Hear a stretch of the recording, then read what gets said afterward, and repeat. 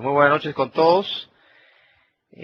Antes que nada, darle la más cordial bienvenida a esta breve presentación que tiene justamente como objetivo dar los lineamientos para poder documentar un sistema de gestión de la calidad basado en la norma internacional ISO 9001, la versión 2008. Me ha tocado estar en varias de este tipo de ponencias y se nutre mucho del conocimiento y también del requerimiento que cada uno de ustedes tiene como objetivo para llevar algún curso dentro de la organización. Muchos están de repente en vías de certificar su sistema, otros ya son auditores internos, hay otras personas que de repente se están formando como consultores, ¿no es cierto? Y tienen diferentes objetivos y a veces inquietudes para este tema. Muy bien, entonces, dicho eso, haciendo un rápido preámbulo, aquí está el objetivo, ¿no? Estar en la capacidad de poder estructurar, diagramar, poder estandarizar procedimientos, ¿no es cierto?, dentro del sistema de gestión de calidad de una organización, basado en el estándar ISO 9000, la versión 2008. Es importante recordar en este punto también que la norma pide básicamente 6 procedimientos documentados. Lo vamos a ver a continuación. Y también solicita 20 registros, ¿no es cierto? Son la información mínima que solicita la norma para poder documentar un sistema de gestión de la calidad. Del mismo modo, también habrá que tener un manual de la calidad, ¿de acuerdo? Entonces, los cuales vamos a ir conversando y vamos a ir describiendo a lo largo de esta presentación, ¿no? Muy bien, vamos a estructurarlo en los siguientes capítulos. El primero va a tratar acerca de la pirámide documental. Muy bien, ese es el primer paso. La pirámide documental dentro del sistema de gestión de calidad define los tipos de documentos. Define cuántos tipos de documentos tendrá su sistema de gestión. Los mínimos requeridos son procedimientos, formatos de registro e instrucciones. Pero cada organización, en función de la complejidad de sus procesos, podrá diseñar de acuerdo, ¿no es cierto?, a cómo la organización va estructurándose, su cultura, por ejemplo, sus procesos, ¿no es cierto? De repente tiene certificado otros sistemas también, ¿no? Entonces va diseñando cuántos tipos de documentos. Entonces, la palabra clave en esta parte son tipos de documento. Por lo tanto, hablan plantillas. La organización tiene que, de alguna forma, manejar o establecer plantillas sobre las cuales los responsables o dueños de procesos diagramarán ahí sus procedimientos. ¿Bien? Entonces, en la pirámide documental, en la cúspide, ¿no es cierto?, se encuentra la política del sistema de gestión de la calidad. La política viene a ser el más alto sentir en temas de, justamente, cumplimiento de requisitos de mi cliente. Y tiene que estar firmado por la alta dirección, la alta gerencia, el dueño o algún miembro del directorio con responsabilidad ejecutiva, por supuesto. Luego, a continuación, tenemos el manual del sistema de gestión de la calidad que va a describir la interacción de los procesos a través de un mapa de procesos y luego cada proceso tiene que ser descrito de una manera bastante sucinta y concreta, muy cortito, ¿no? Si de repente tengo 20 procesos, cada uno de ellos es descrito de una manera muy, muy cortito. Y adicional a cada proceso se tiene que describir los procedimientos que soportan justamente ese proceso. ¿Sí? ¿De acuerdo?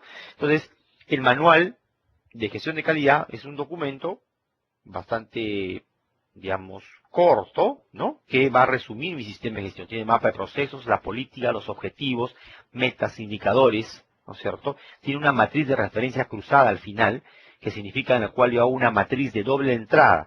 Tengo los procesos versus los requisitos de la norma. Entonces hago un match, ¿no? Por ejemplo, ¿no? El tema de control documentario. 423, 424 de la norma, control de registros, etcétera. ¿Qué procedimientos soportan? ¿Es uno solo? De repente son varios procedimientos. Eso diseñará su sistema de acuerdo a sus necesidades o requerimientos, ¿sí? Luego vienen los instructivos, que son documentos de menor nivel, La diferencia tácita entre un procedimiento y un instructivo es el que el procedimiento es un documento administrativo que me dice la mejor forma de hacer varias actividades. ¿Quién hace qué, cómo, cuándo, dónde? Pero la parte detallada del cómo se lo delega a un instructivo. Es la receta, es el paso a paso de cómo hacer una actividad detallada y lo hace un solo actor, a diferencia de los procedimientos que son varios actores involucrados. ¿Sí? Ahí ya vamos viendo una diferencia clara entre un procedimiento y un instructivo de trabajo. Ahora, también la norma habla del plan de calidad. El plan, para entenderlo un poquito más sencillo, es un documento en que va a ligar los recursos, los objetivos, los responsables, ¿no es cierto?, para poder cumplir justamente estos requerimientos y satisfacer a mi cliente. Un ejemplo más concreto, ¿no es cierto? Tenemos como, a ver, veamos una industria manufacturera. Bueno, en Arequipa tuve la oportunidad de estar trabajando en Tiamaya, ¿no es cierto? Cuando tuve la oportunidad de estar en corporación, tenemos una planta de embotellado. Y por ejemplo, para poder generar el plan de calidad, tenemos que describir algunos objetivos responsables, ¿no es cierto? Tenemos que escribir también lineamientos de acción, qué es lo que voy a hacer para poder cumplir esos objetivos, y también, por supuesto, responsables y fechas. Eso lo diagramamos en un cuadrito y ese es mi plan de calidad, ¿no? Va a dar un soporte, muy similar a un programa, ¿no? Un plan de calidad, lo que pide la norma. Muy bien. Luego de ahí tenemos los formatos de registro, que son documentos que una vez llenos se convierten en un registro y tengo que cuidarlos, tengo que hacer la trazabilidad, tengo que mantenerlos por un tiempo determinado, de acuerdo a los requisitos de la norma, ¿no es cierto? O de acuerdo a un requisito contractual con mi cliente o una norma legal. Normalmente entre 4 años o 5 años se estipula guardar registros que tienen que ver con la inocuidad alimentaria, por ejemplo, ¿no? Entonces, cada organización tiene que definir cuánto tiempo voy a guardar los registros. Una vez que se ha vencido ese plazo, yo ya puedo decir, ok, pasa a una disposición final, un trefilado, se destruye y se dispone, ¿no es cierto?, esos documentos. Entonces, depende mucho de la organización cómo lo haya definido. Pueden haber otros documentos que la norma no los habla como tal, por ejemplo, estándares, que son documentos, pueden ser tablas más específicas, en lo cual me dice datos, ¿no? A ver, hablemos de un estándar para una máquina, ¿no es cierto? Podríamos elaborar un estándar para una determinada máquina en la cual me diga cuántas revoluciones funcionan, el seteo que yo tengo que hacer al arranque, el durante, después, etcétera, y eso lo pongo en un cuadrito, lo pongo cerca de mi máquina y es un estándar, ¿no? Se lo elaboré de fuente propia, basado en un documento externo que es el manual de la máquina, y hice un cuadrito resumen que es un estándar, es suficiente, ¿no? Tiene que tener quién generó, quién revisó y quién aprobó. 3 niveles como mínimo. Métodos de ensayo en un laboratorio, tenemos muchos, ¿no es cierto? Métodos de ensayo analítico para diversas pruebas, dependiendo si es un laboratorio físico-químico, microbiológico, ¿no es cierto? U otro, ¿no? Análisis de evaluación sensorial, por ejemplo, ¿ok? Muy bien. Luego tenemos documentos externos, que son documentos de, digamos, lo que conforman parte de la base de la pirámide documental, y que significa que son documentos que yo utilizo para poder justamente gestionar la calidad dentro de mi organización. Y que yo tomo de otras fuentes.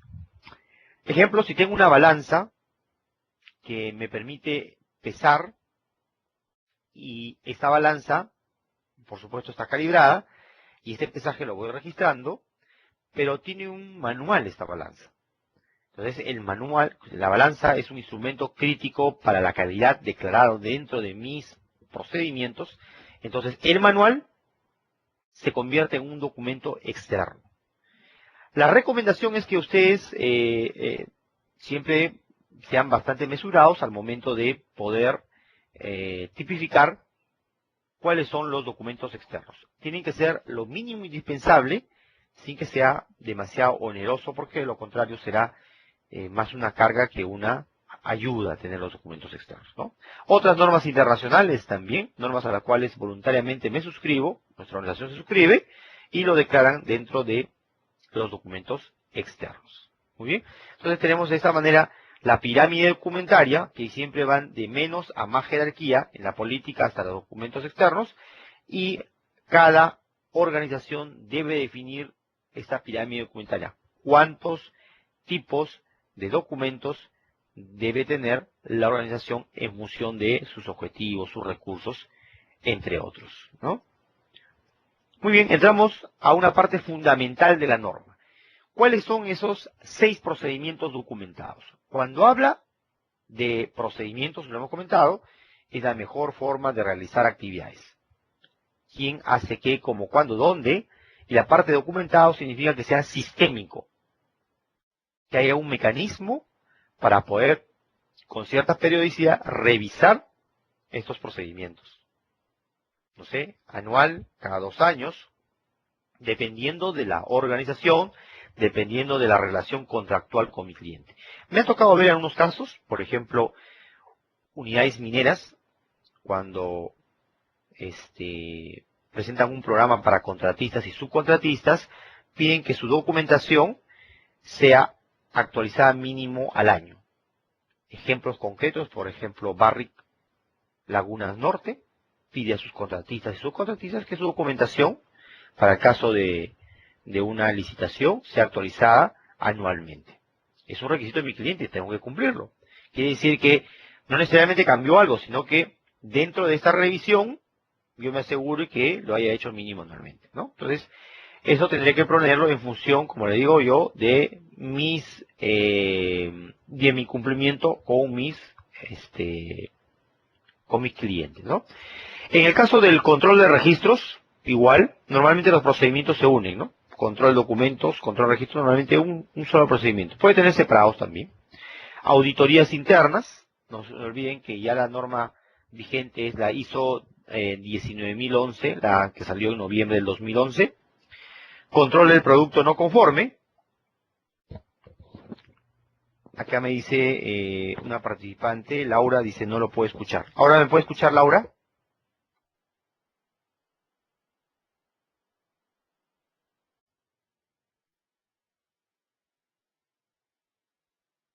Ahora sí creo, ¿no? Ya me puede escuchar. ¿Me puede escuchar claro?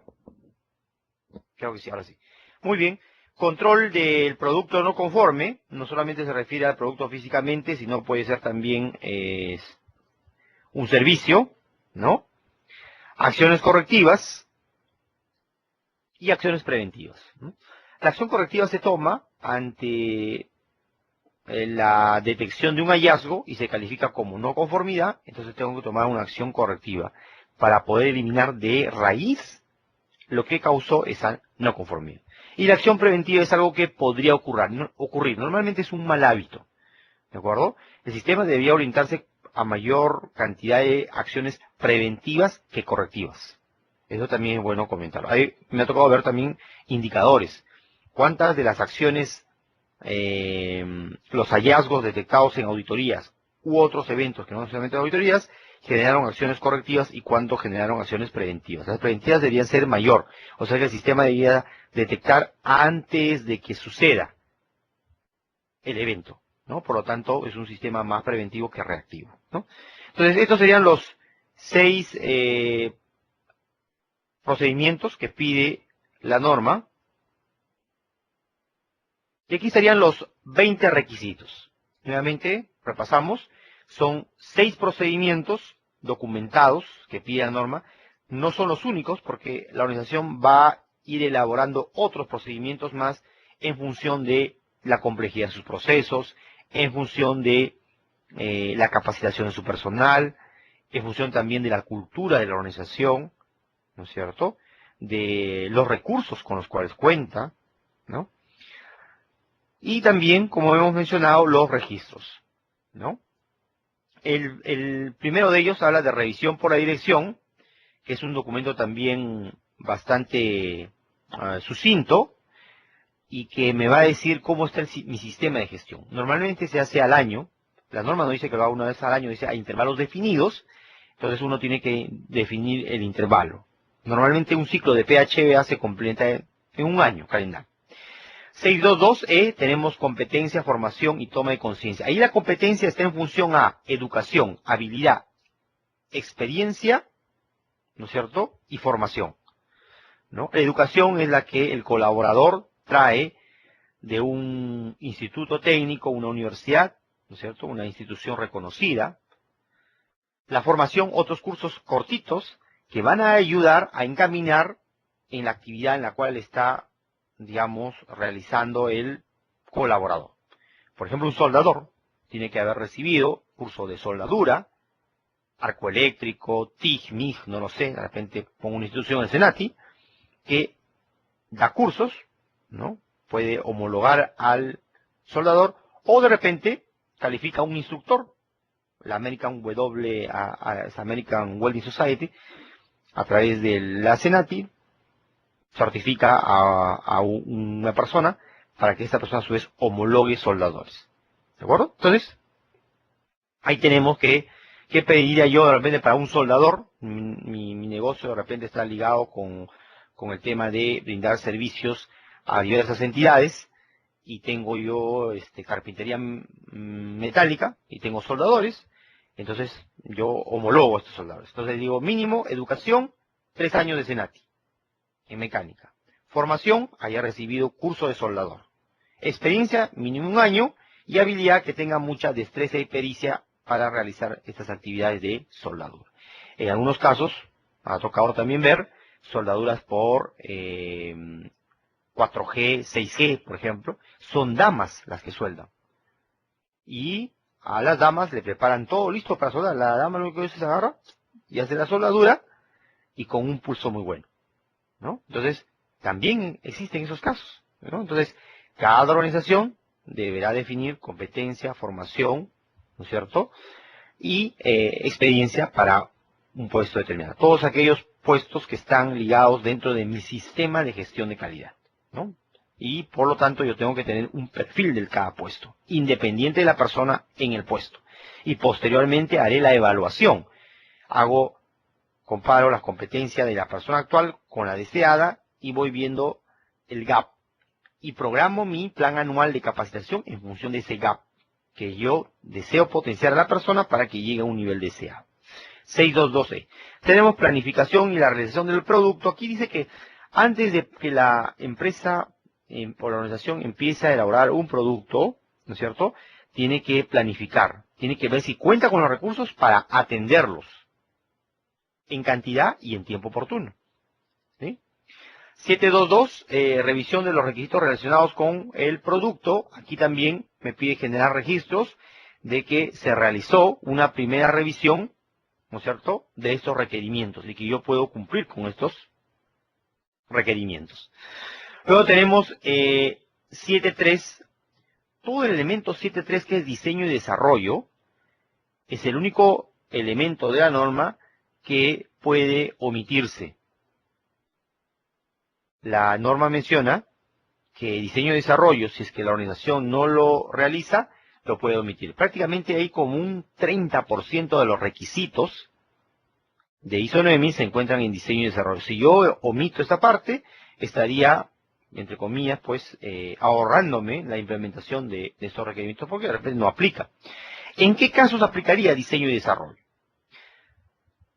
A ver, hagamos un ejemplo en una industria de alimentos, ¿no? Entonces, tengo un cliente que de repente necesita un producto determinado, una conserva, y que él requiere que le diseñen la etiqueta y que de repente el producto también, ¿no? Entonces, él le da lineamientos generales.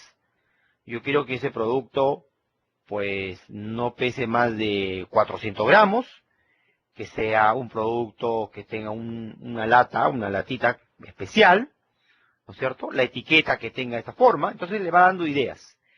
Y lo que hace 7.3 es trabajar las ideas, la mete al proceso, ¿no es cierto?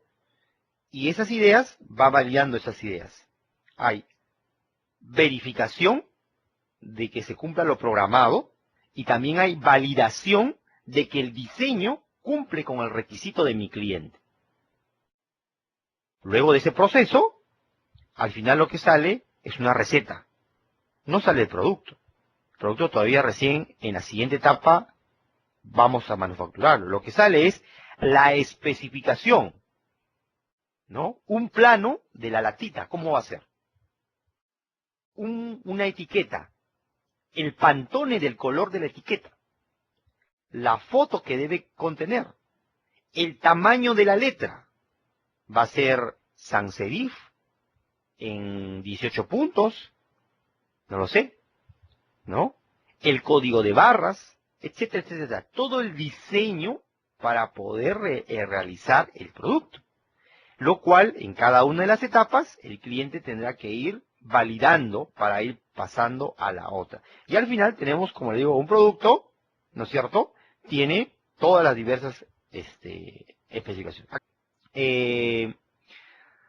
La ficha técnica del producto me va a describir las características, las bondades de mi producto, ¿no? Tengo variables físicas, ¿no? Físico-químicas, dependiendo de mi producto, ¿no? Muy bien, ¿sí? Entonces, eso va a ser básicamente 7.3. Luego tenemos 7.4.1, proceso de compras. El proceso de compras es un proceso crítico, importante por experiencia y también por cumplimiento de la norma. Involucremos desde un inicio a personal de logística y compras en nuestro sistema de gestión de calidad. Señores, en la parte de cadena de valor, dentro de la descripción de procesos, uno de ellos, uno de los principales, es compras, en donde yo tengo que seleccionar a mis proveedores, hacer una evaluación y la norma me pide una reevaluación. ¿Por qué es importante esto? Por ejemplo, nosotros podemos estar comprando envases para un producto, ¿no? Estamos hablando de una conserva, qué sé yo. Y esos envases tienen que sufrir ciertas características, ¿no? De repente en tamaño, más o menos, una cantidad de milímetros. Y puede que de repente se presente un proveedor nuevo y dice, señor, yo le abastezco el 100 de estos envases a un 20% menos de lo que le hace su actual proveedor. Y no conocemos quién es, no conocemos todavía sus clientes, ¿no? Y de repente le compra y dice, ¿sabe qué? Con esto me ahorro un 20% y le voy a dar el contrato por esta gran cantidad de lote que vamos a tener, un pedido muy importante. Pero si yo no he hecho la evaluación, no he hecho de repente una auditoría de proveedores, de repente también, ¿no? No lo conozco, no tengo con cuál es su cartera, si tiene la capacidad de atender, y hago inmediatamente el contrato, y de repente los primeros embarques son muy buenos, pero los siguientes son malos, y luego de ahí no tiene la capacidad financiera para soportar, entonces yo me veo comprometido en un gran problema, puedo no satisfacer a mi cliente con la entrega y puedo tener producto inclusive no conforme. En ese sentido, el de compras tiene que estar completamente concientizado en que si no cumple los requisitos de calidad, no pasa la evaluación del proveedor, entonces no puede hacer negocios con él por más barato que sea.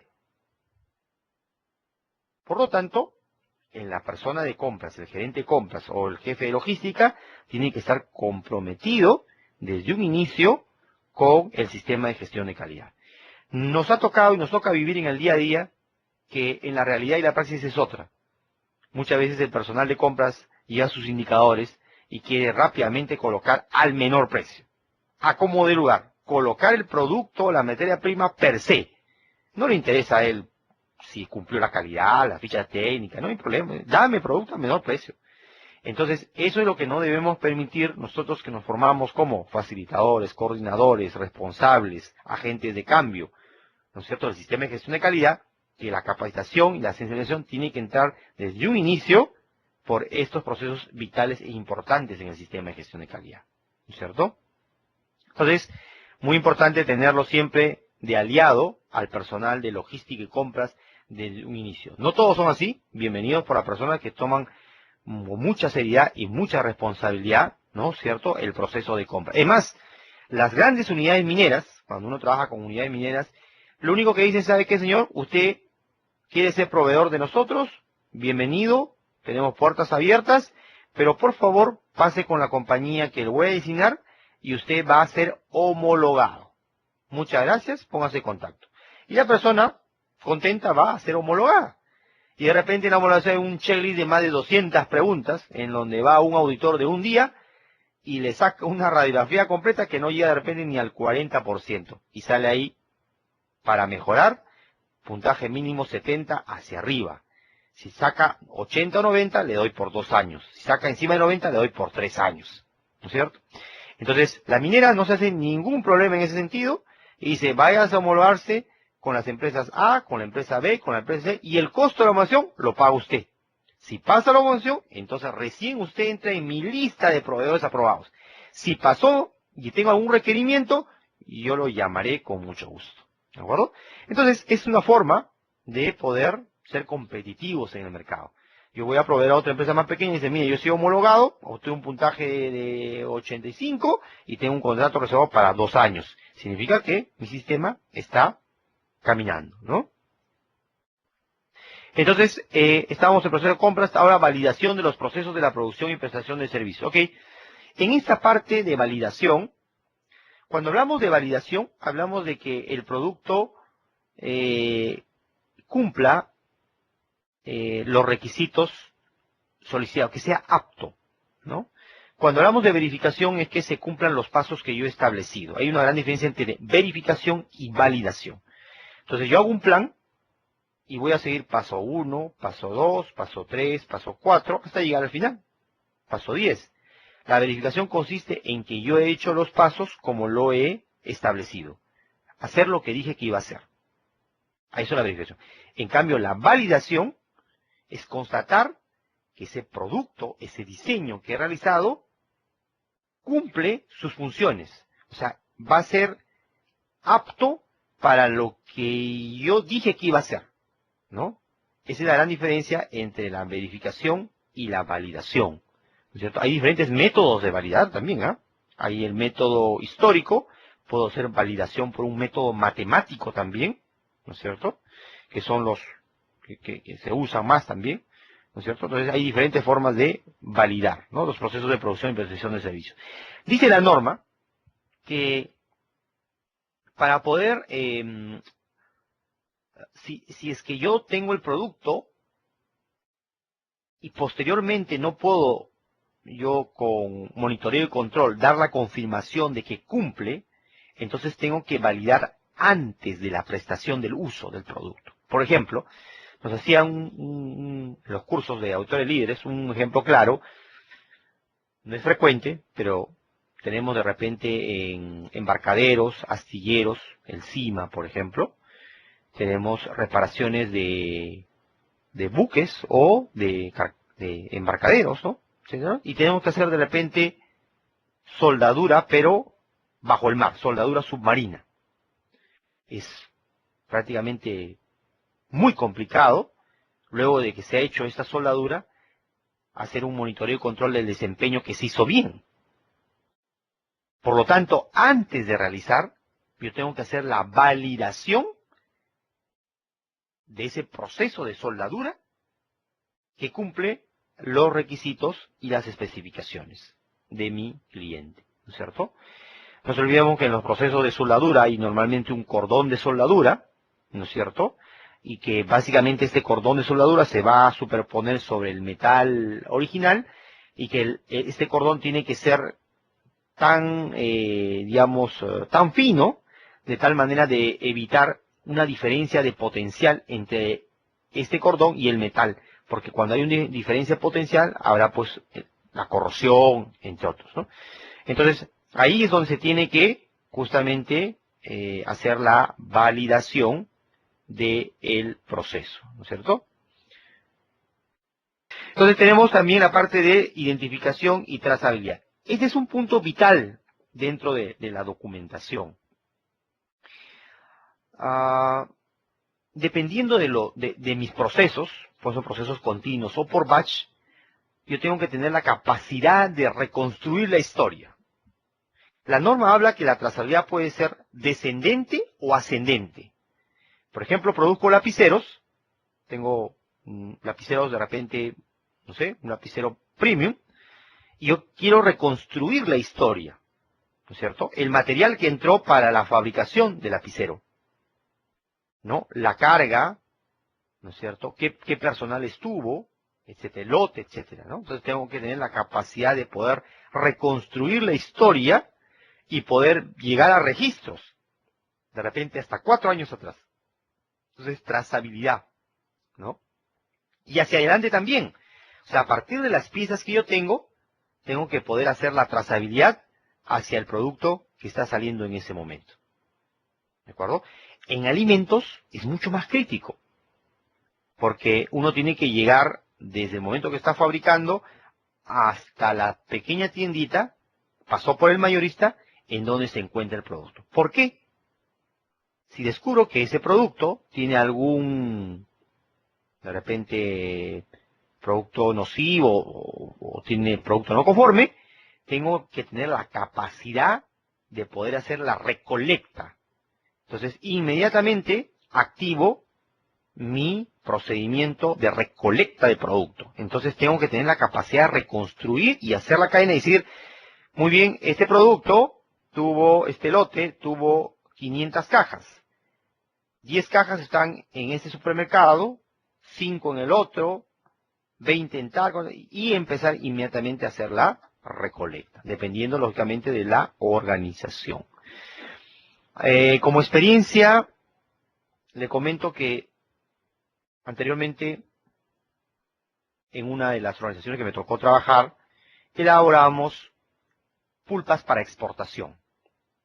Se acopiaba gran cantidad de fruta de zonas agrícolas diversas, por ejemplo, mango para exportación. Normalmente empieza la campaña en Piura, empieza normalmente entre diciembre, ¿sí? Diciembre hasta marzo. Normalmente mango criollo o mango, sí, criollo, normalmente a veces hay otra variedad que le llaman el mango chato. Y se termina la campaña en Ica, normalmente entre febrero, marzo hasta abril. ¿No es cierto? Es donde es la campaña. Muy bien. Entonces imagínense, llegan pues, la planta tiene un aroma muy peculiar a mango, a fruta, ¿no? Entonces imagínense 100 toneladas por día, ¿no? Entran los camiones y se van procesando las 100 toneladas por día y van saliendo los batch y se va elaborando la pulpa, ¿no es cierto? Puede ser pulpa séptica, pulpa concentrada y que va yendo para exportación. Entonces un cliente japonés va a pagar más de lo que vale normalmente la pulpa y uno de sus requisitos es trazabilidad, pero al plantón de mango, al plantón que generó ese batch. Como normalmente se trabaja con centros acopiadores, hay un acopiador grande en Tambo Grande, un acopiador en Los Molinos, en Ica, y que ese acopiador tiene a su vez parcelas más chiquitas, 5 hectáreas, 10 hectáreas, o centros se van agrupando, y es difícil hacer la trazabilidad. Entonces, como es un requerimiento del cliente, contactamos con una empresa especializada en software y hardware para la trazabilidad, que consiste en etiquetas de códigos de barras y una pistola lectora y un software en una laptop y se va ingresando y la laptop inmediatamente va reportando a una base de datos en Inglaterra, pues es una empresa inglesa, y va haciéndose la trazabilidad. Todo el sistema, por un año más la franquicia, la módica y económica suma de $80,000. Solamente para la gestión de la trazabilidad.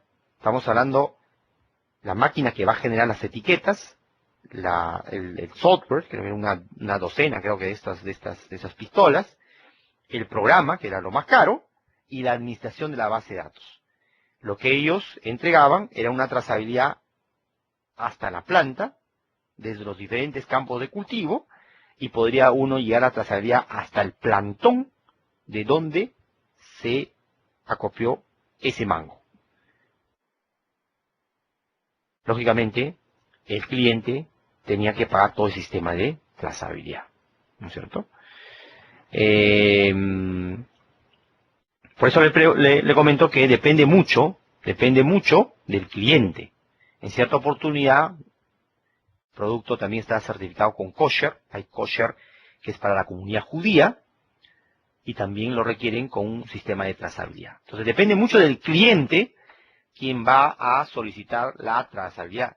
Puede ser más compleja o menos compleja y usted necesitará tener apoyo en software, en hardware, para poder hacer justamente su sistema de identificación y trazabilidad. Me ha tocado ver los más sencillitos, en donde son productos de repente test, en donde simplemente le ponen una etiqueta y la etiqueta todavía va a mano. Hasta otros sistemas de codificaciones con tinta, inclusive con impresión láser en botellas de plástico en bajo relieve, que son sistemas mucho más costosos, que incluso llevan fuentes radioactivas para poder detectar los niveles y cómo va a codificar. Entonces son sistemas mucho más complejos en donde hay más cantidad de recursos. Si su organización está en ese nivel, pues bienvenido, podrá invertir en tecnología. Pero si es una organización que recién está empezando, ¿no es cierto?, pues tendrá otra forma de poder hacer la trazabilidad. Hay otros donde le ponen un sello, agarran y van poniendo un sello manualmente, ¿no? Entonces, el sistema de gestión, la reflexión es que es muy general. Uno se va a adecuar para cumplir en función de los requisitos de mi cliente a los cuales yo tengo que cumplir, que tengo que honrar, ¿no? Muy bien. Propiedad del cliente. En 7.4, propiedad del cliente, va a decir aquel producto que, digamos, para la realización, ¿no es cierto?, de este producto, yo tengo algún material que no es mío todavía, es de mi cliente. Me lo presta momentáneamente para yo realizarlo y que tengo que preservarlo, ¿no? Tengo que preservarlo. Un ejemplo, me tocó en cierta oportunidad trabajar con gestores del Senati. Yo tengo muy buenos amigos en el Senati, gestores del Senati, y ellos están certificados con ISO 9000, y el producto del Senati son los cursos. Ellos hacen diseño y desarrollo. En esta oportunidad nosotros queríamos aseguramiento metrológico para personal de mantenimiento y laboratorio. Entonces nos diseñan un curso de aseguramiento metrológico para poder, primeramente, identificar equipos críticos en procesos y equipos críticos en laboratorio. Y nos daban el curso y nos daban un certificado por 15 horas. Muy bien. Entonces, dicen, viene el instructor, un especialista, un metrólogo de Senati, y nos dice, muy bien, por favor llene este pequeño formulario. ¿Y qué es? Le digo, señor especialista. Me dice, esto, lo que pasa es que usted nos va a prestar para la realización de nuestro producto, que es el curso de capacitación, nos va a prestar un proyector multimedia, un ecran, ¿no es cierto?, una pizarra, plumones y el aula que está acá, pero por supuesto, ¿no? Pero eso es propiedad del cliente. Para yo realizar mi producto, necesito este proyector, este ecran, por lo tanto yo lo recibo en buenas condiciones y al final del día también lo entrego en buenas condiciones. Perfecto, Leo, excelente. Y en el pequeño formulario decía claramente, esto va en conformidad con el requisito 754, el registro propiedad del cliente, ¿no? En que yo aceptaba que él me devolvía al final, en óptimas condiciones, el proyector multimedia y todos los materiales que utilizó para dictar su charla de capacitación. Eso, por ejemplo, es un ejemplo claro de propiedad del cliente. Muy bien, tenemos también, en 7.6 tenemos control de los equipos, seguimiento y medición.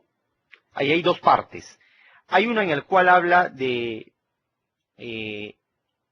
aquellos equipos que son críticos para la calidad. Tengo que ver los procesos de cadena de valor, en el cual yo tengo equipos que, si yo no le hago un mantenimiento, una verificación y una calibración, pueda que yo tenga producto no conforme. Entonces tengo que poner bastante énfasis en listarlos, tengo una lista maestra de esos equipos, y le hago un seguimiento para el mantenimiento. Tengo que guardar los registros del mantenimiento y tengo que guardar los registros de la calibración. La norma habla que sea trazable a patrón nacional o internacional. nacional por Indecopi, internacional por el NIS u otra entidad reconocida. El NIS es americano, puede ser europeo, japonés, etcétera, ¿no es cierto? En el tema de calibración es realmente toda una profesión, es un mundo. Hay equipos que me ha tocado ver, equipos que ni el Indecopi puede calibrar. Por ejemplo, que otorguen un certificado. Por ejemplo, los anemómetros, ¿no? Equipos para medir velocidad del viento en un determinado. Hay casas que calibran, que no necesariamente están en el Indecopi, no los pueden calibrar. Otros equipos muy especializados para hacer diferentes pruebas. Me ha tocado ver en algunas plantas que hacen reencauche, bandas para llantas, tienen equipos muy especializados que no los calibra el Indecopi. Entonces tienen que irse fuera a otras organizaciones, probablemente ligadas al fabricante, que venga y calibre. Entonces por eso dice trazable a patrón, nacional o internacional, ¿no es cierto? Y que esté con su respectivo certificado. Tengo que mantener esos registros, ¿no? Las auditorías internas también igual, es todo un mundo. No se olviden, hoy en día ya salió la norma el 24 de diciembre. No tiene que ver directamente con auditores de calidad, pero sí es una norma legal y las normas legales son cumplibles. Que ya las personas naturales pueden inscribirse en un padrón que tiene el Ministerio de Trabajo para ser auditores, pero por la parte de sistemas de gestión de seguridad y salud en el trabajo. Y las empresas a partir del 2015 están obligadas, todas, sin excepción, a poder pasar una auditoría externa por esas personas naturales que se han inscrito. Uno de los requisitos es tener 160 horas como auditor con alguna institución reconocida. Es una valla muy alta. Eso proviene de una norma que tenía el Indecopi, que eran participación en 20 días auditor de 8 horas, lo cual es en las 160 horas. Y que para las unidades mineras esto va a ser normada por el OSINERMIN. Para el resto, estamos hablando de pesqueras, textileras, industria de alimentos, transporte, etcétera. En general, van a tener que seleccionar de esta lista a 2 personas y mencionarlas en los comités, ¿no es cierto? Y de ahí van a elegir uno. Entonces, el tema de auditoría es todo una profesión, es todo un campo. Se norma, en este caso, la interna por la ISO 19011, la versión de noviembre del 2011, ¿no? Entonces, aquí la persona tiene que formarse como un auditor interno para poder auditar su sistema. Algo importante ahí, el auditor interno tiene que ser independiente de los procesos a auditar. Por ejemplo, yo formo un auditor de logística, va a auditar mantenimiento. La persona de mantenimiento audita el laboratorio audita procesos y procesos audita transporte, ¿no? Siempre auditorías cruzadas, ¿no? En donde el personal sea totalmente independiente del área de auditar. Excelente. Aquí tengo la intervención de Gina Escalante. Bienvenida, Gina, a nuestro foro. Y nos hace una pregunta. Dice, ¿quién certifica la calibración? Es la primera pregunta. Y 2, ¿quién autoriza para que alguien pueda calibrar? Excelente. Vamos con la primera pregunta. ¿Quién certifica la calibración? En este caso, Indecopi. Indecopi es el ente nacional que certifica, ¿no es cierto?, que el equipo está calibrado. Y le va a poner una etiqueta que le da una vigencia de la calibración. Algunos pueden ser medio año, puede ser un año, dependiendo, y le da un código. Indecopi, cuando le da el certificado, viene con un sello que es trazable al patrón nacional. O sea, si tengo una balanza semimicroanálisis, por ejemplo, que va de 0 a 100 gramos, con 3 dígitos, entonces esa balanza tiene un respectivo código y que usaron pesos patrón, que están registrados en el Indecopi. Que a su vez el Indecopi es trazable a un patrón internacional. O sea, ese patrón a su vez fue calibrado con otro patrón que vino de otro país. Entonces, Indecopi me entrega ese certificado y me entrega también el certificado de la calibración. de la balanza. No se olviden, ahí lo que hacen es, van a ver la precisión, que es la repetitividad, y van a ver la exactitud, que es la medición respecto al valor verdadero, ¿no? Entonces hacen diferentes pruebas de R y R, repetitividad, reproducibilidad, términos de los metrólogos, ¿no? Ese es el primer punto. Segundo, ¿quién autoriza para que alguien pueda calibrar? La persona que va a hacer la actividad de calibración, el metrólogo, tiene que haber pasado una prueba de aptitud. Que la persona es competente, basada, dijimos, en educación, formación, habilidad y experiencia. Por lo tanto, el laboratorio, quien tiene el metrólogo a su cargo, tiene que haber sido, en este caso se dice, acreditado con 17025. 17025 es el sistema de gestión de aseguramiento metrológico, que tiene dos partes. Uno, que es netamente todo el tema de la parte de calibraciones, netamente los métodos de ensayo, toda la parte de técnica, y luego tiene la otra parte que es el sistema de gestión de ese laboratorio, en donde ahí se encuentran descritas las competencias del metrólogo, ¿no es cierto? Entonces, esta organización tiene certificado los métodos de ensayo y también a la persona que es competente para poder hacer este servicio y por lo tanto esta empresa está registrada ante el INDECOPI, ¿cierto? Eso significa, ¿no? Cuando solicita la realización de equipos, entonces tendrían que tener también la... Correcto, sí, así es, totalmente de acuerdo. Nosotros cuando mandamos a calibrar, hay varias. Uno de los más conocidos es Metroil, ¿no? De un señor tal Lino, por eso es Metroil, Lino. Ese es uno de los más coleccionables y más serios. También tienen los justos SAC, calibraciones SA, hay muchas. Entonces, lo que le debe de entregar es una copia, ¿no es cierto?, de que esta entidad está acreditada por el INDECOPI para realizar justamente el servicio de la calibración y la verificación, ¿no? Correcto. Muy bien. Muchas gracias, Gina. Muy buen aporte. Un punto también tiene Gina. Muy bien. Aquí tenemos el aporte y también la opinión de Luis Alberto Aima Valencia. Muy bien, dice, desde Madrid, caramba, qué gusto. Muy bien, caramba. Yo tuve la oportunidad de estar en la Plaza Neptuno, ¿sí? Se ubica frente a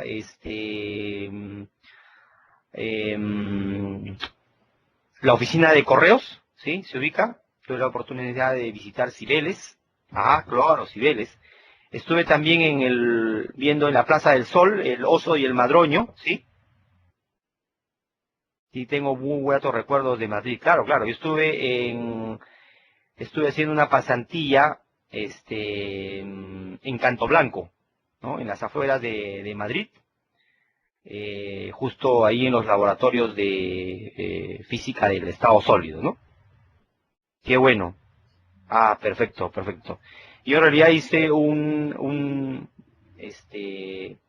stage en Instituto Químico de Sarriá, en Barcelona, que está en Sarriá, que es hasta las afueras de la Bonanova, ¿no? Y de ahí iba a Madrid a visitar a unos profesores. Tengo gratísimos recuerdos. Muchas gracias, muy bien su intervención. Vamos a concluir muy rápidamente con esta parte.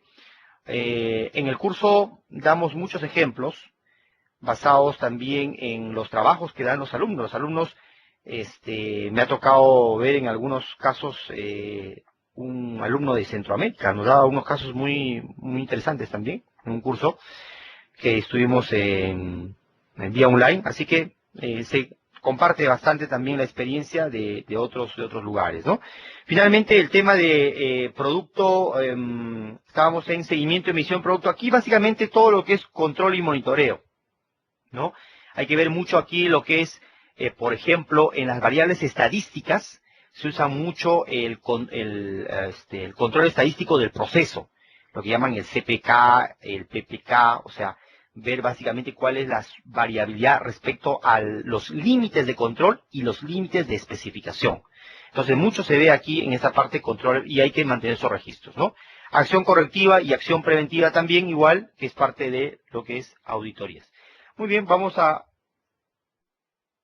quería yo simplemente pasarles el tema de procesos. De repente, esto es algo que ya se ha visto un poquito más. Toda la norma se basa en procesos. Yo tengo que definir claramente mis recursos que entran y que salen en un proceso, no solamente de manufacturero, también un proceso de gestión, ¿no es cierto? Vemos entradas y salidas. Y a su vez, estos procesos pueden tener pequeños subprocesos, ¿no? Como lo podemos ver en la figura. Una empresa tiene un macroproceso, tiene procesos, tiene subprocesos y los subprocesos actividades.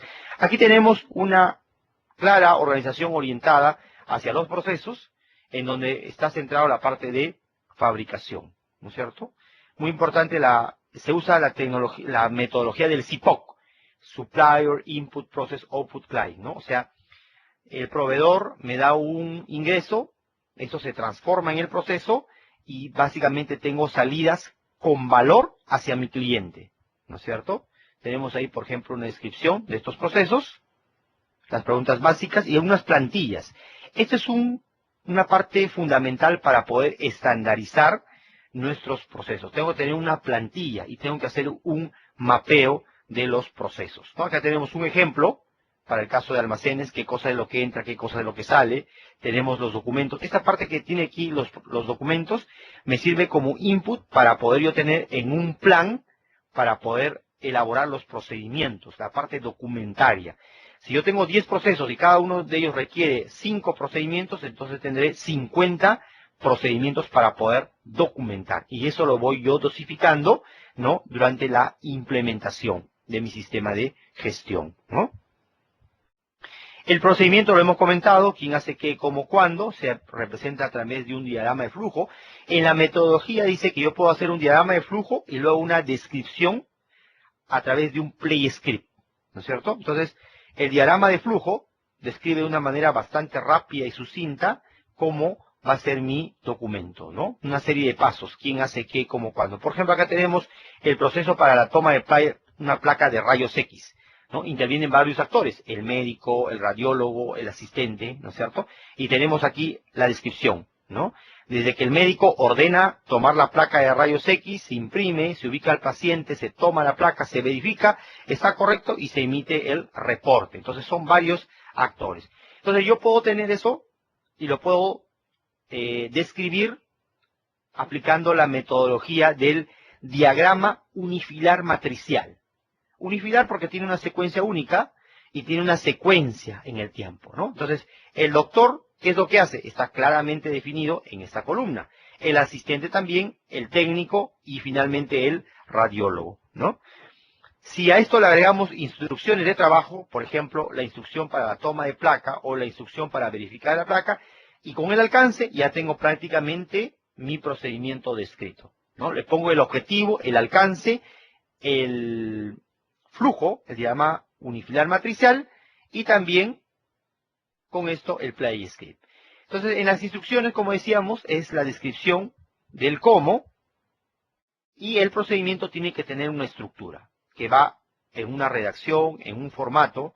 Por ejemplo, el procedimiento debería decirme quién hace qué, ¿no es cierto?, una descripción, y en cambio la instrucción va en el detalle del paso a paso de cómo hacer una actividad. Importante la redacción, siempre debe ser un título bastante conciso, ¿no es cierto? Hacerlo de una manera bastante amigable. Me tocó en un caso, en una clase, una persona me comentaba que la descripción del proceso, del procedimiento, era una descripción muy literal, como si hiciera un contrato.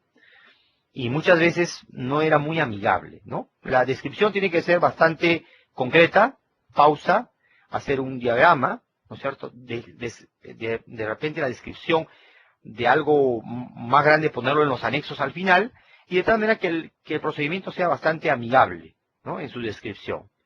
Ok, usar también bastante decimales, a veces no combinar 5A, 5B, 5C, no, sino tratar todo de que sea decimales, palabras sencillas, que sean amigables al lector, al procedimiento, ¿no es cierto? Evitar oraciones largas y complejas, ¿eh? Usar también muchas veces, nos damos cuenta que se usa la voz pasiva. Aquí se debe usar la voz activa. La persona hace una actividad. Por ejemplo, ¿no es cierto? La voz activa. El inspector, ¿no es cierto?, verifica el equipo y registra en el formato 25, ¿no? alguien hace una actividad, no al revés. Las inspecciones son realizadas por el analista de aseguramiento de la calidad. Es una voz pasiva. Aquí es una voz activa. El mecánico de turno verifica la operación del caldero y registra en el formato 8, por decirlo, ¿no? Entonces, usar la voz activa. Y siempre utilizar el tiempo presente del verbo, ¿no? Evitar los auxiliares como debería, podría, iría, porque eso deja en una ambigüedad. Si no lo hace el actor A, lo podría hacer el actor B. Si no lo puede hacer, lo delega en el actor C. Entonces, al final, nadie es responsable de la actividad. También, a veces, cuando hacemos redacción de procedimientos, nos toca ver esos casos, ¿no? Y evitar hacer procedimientos para llenar formatos de registros. Eso también no se aconseja. Un buen consejo, un buen párrafo es uno corto, ¿no? Finalmente, esta redacción que tenemos aquí la podemos describir en un playscript de forma ordenada. Esto se complementa con el diagrama de flujo, tenemos el alcance y el objetivo y prácticamente ya tenemos descrito nuestro procedimiento, ¿no? Este modo de hacer se basa en el libro de calidad del doctor Alberto Alexander, que investigó mucho sobre el tema de documentación y dio una metodología para poder redactar procedimientos de calidad. O sea, resumiendo, el diagrama de flujo unifilar matricial, ¿no es cierto? Y se complementa con el estilo del play script, ¿no? La redacción en forma ordenada, ¿no? El doctor ordena tomar los rayos X, el asistente ingresa la orden, el técnico lee la orden, toma la placa, el radiólogo verifica y aquí miren, aquí está el rombo de decisión. Si está mal, retorna al paso 5. Si está correcto, continúa en el paso 7. Emite el reporte y término final del procedimiento, ¿no? Ya hemos hablado de los pasos, ¿no es cierto? El formato también debe tener un formato, un modelo. Y finalmente los 12 pasos para documentar. Eso también viene de este libro del doctor Alberto Alexander, que dice lo primero es identificar el procedimiento. ¿Qué procedimiento requiero documentar? Segundo, como habíamos dicho, definir el propósito del alcance, quienes participan, convoco a estos actores, levanto el flujograma, se hace normalmente en papelógrafos o usted lo puede hacer en una pizarra, se valida este flujograma, se redacta el play script, se vuelve a validar la redacción, hasta ahí ya tengo ya el procedimiento ya redactado, se identifican las instrucciones, se redactan, se validan las instrucciones y finalmente se elaboran los registros. Son los 12 pasos para poder documentar procedimientos del sistema de gestión de la calidad.